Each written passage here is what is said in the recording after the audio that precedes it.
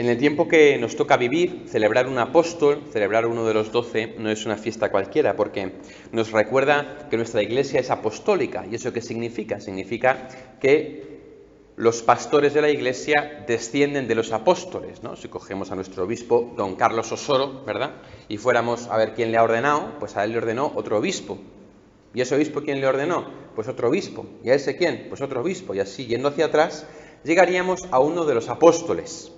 Santiago, Judas el Bueno, San Pedro, ¿verdad? Alguno de los apóstoles primeros. Quiere decir que existe una sucesión apostólica que nos conecta nuestro tiempo presente con los apóstoles que fueron testigos directos de Cristo y que fueron los que transmitieron la revelación.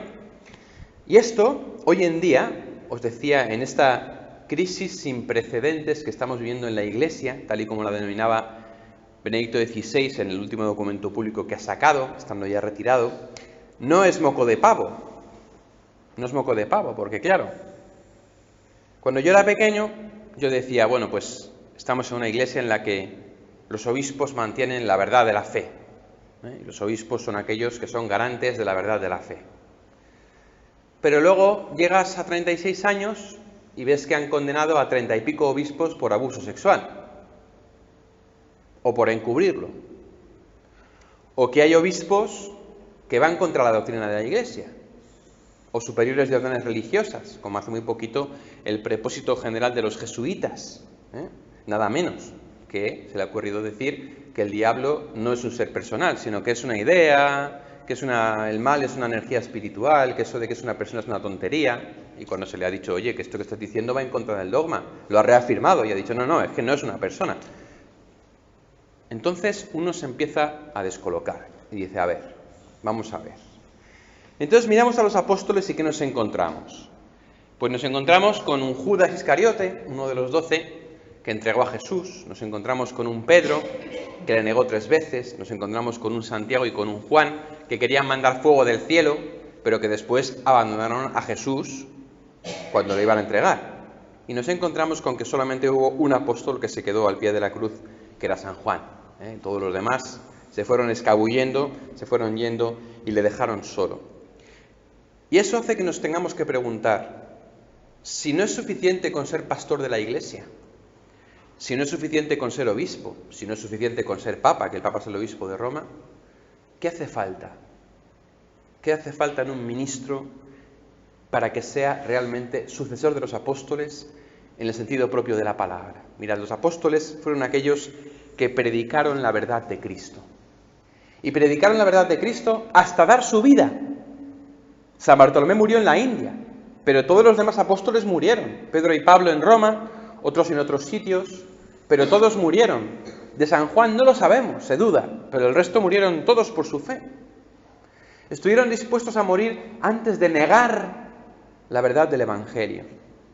Y así San Pablo les puede decir a los Gálatas, si viene alguien y os anuncia un evangelio diferente del que yo os he anunciado, aunque sea un ángel del cielo, maldito sea. Dice literalmente, sea anatema, que significa, para los hebreos, sea aniquilado. Y lo repite, si alguno viene y os anuncia un evangelio diferente al que os he predicado, sea anatema, sea maldito. Las palabras más fuertes del Nuevo Testamento. El Nuevo Testamento que nos habla del Dios del amor. Pues el Dios del amor habla así, ¿verdad? A través de San Pablo. Maldito sea el que anuncie un evangelio diferente al que habéis recibido. Por tanto, la primera característica que tiene que tener una persona para ser un verdadero sucesor de los apóstoles es predicar la verdad de la fe. Predicar la verdad de la doctrina. Predicar la verdad que se ha transmitido desde Cristo hasta el presente. Y si alguien no la predica, habla en nombre propio y no en nombre de Cristo. Por eso Jesús hablaba de que había pastores que eran asalariados, que había algunos que entraban por el rebaño no por la puerta sino saltando la valla, y que las ovejas no tienen que ir tras esos pastores, que se apacientan a sí mismos, dice el profeta Ezequiel. Porque hablan de sus ideas, de sus principios y de lo que ellos piensan. Hablan en nombre propio, confundiendo a las ovejas. Si alguien habla en nombre propio y no dice la verdad de la Iglesia, sea anatema, sea maldito, porque está confundiendo al pueblo de Dios, que tenéis derecho a la verdad de Cristo, a la verdad del Señor, a la verdad íntegra. ¿Qué podría llevar a un pastor, a un apóstol, a abandonar la verdad de la fe? Por un lado, la corrupción, como ya hemos visto en las personas pederastas, o que han encubierto pecados o crímenes, pero por otra parte también el buenismo a veces, de decir, oye, pues voy a adaptarme al mundo, voy a adaptarme a la mentalidad actual, voy a acercar el Evangelio. Pero es que si tú cambias la verdad para adaptarla a lo que el mundo está dispuesto a aceptar, ya no es la verdad. Ya no es la verdad.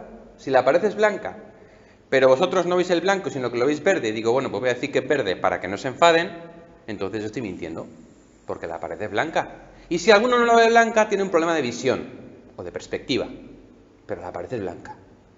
Por eso los apóstoles y sus sucesores estamos llamados a predicar la verdad del Evangelio. Claro, esto inmediatamente introduce un segundo factor que se deriva de este, que nos hace ver cuando un pastor predica la verdad de la Iglesia. Y es que es perseguido. Cuando alguien predica la verdad de la Iglesia, es perseguido. Es perseguido por el mundo, por la sociedad. ¿Por qué? Porque no dice lo que a todo el mundo le gusta. Cuando llega alguien y te dice que el aborto es un crimen abominable y un asesinato, ¡uy, eso molesta! Y entonces uno es perseguido por parte del mundo.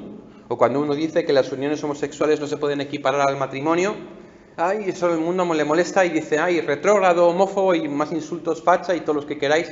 Y entonces te persiguen. Pero también es perseguido dentro de la Iglesia. Porque dentro de la Iglesia siempre tendremos a este grupito de personas, a estos Judas, a estos Pedros en sus malos momentos, que van a intentar adecuarse tanto al mundo que te van a llamar integrista, que te van a llamar tradicionalista, que te van a llamar con otros istas, ¿no? Pues para meterte en el saco, casi pues eso, un poquito de lo peor del mundo mundial y de aquello que es horrible de la Iglesia y todas esas cosas, ¿no? Y entonces va a ser perseguido. Es uno de los segundos, el segundo signo que acompaña a un verdadero predicador de la palabra que dice la verdad y que sostiene lo que dicen los apóstoles, la persecución. Podemos poner cientos de ejemplos. Santa Juana de Arco, quemada por la Inquisición. San Juan de la Cruz, en la cárcel, por la Inquisición. La nuestra, no la de fuera, la nuestra. El Padre Pío, mandado encerrar por San Juan XXIII. Por San Juan XXIII. Papa Santo, cuidado. Santa Teresa de Jesús, sometida a la Inquisición. San Juan Bosco, prohibido celebrar misa. San Felipe Neri, prohibido celebrar los sacramentos. Y así podemos hacer una lista, larga, de hombres y mujeres perseguidos, no solo por el mundo, sino por la Iglesia. Luego los canonizamos, claro, pero en el momento a por ellos.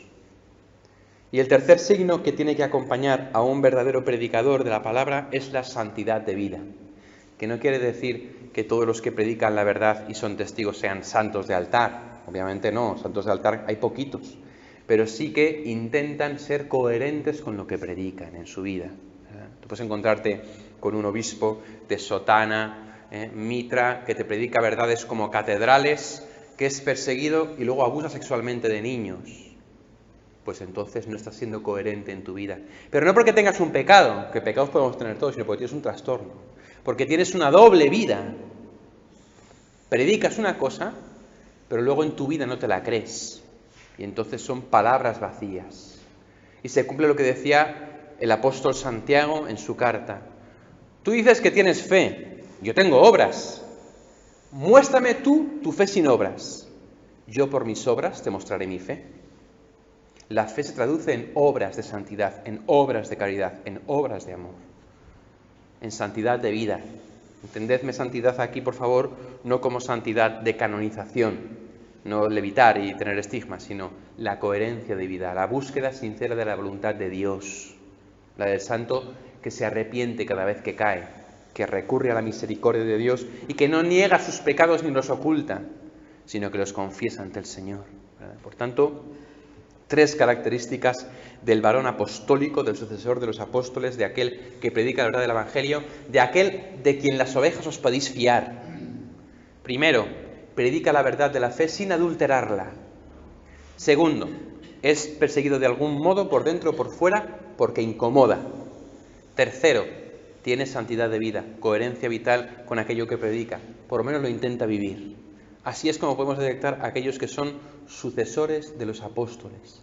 Y hoy en día, en el cual vemos a tantos asalariados, tantos bandidos, tantos falsos pastores, tantos falsos profetas, en un día en el que tantos sacerdotes han pecado, no predican la doctrina de la Iglesia, tantos obispos han sido destituidos de su cargo por encubrir delitos sexuales, tantas personas importantes en la Iglesia predican en contra de la doctrina y de la tradición de la Iglesia. Es muy importante tener claro esto. Es muy importante tener claro esto.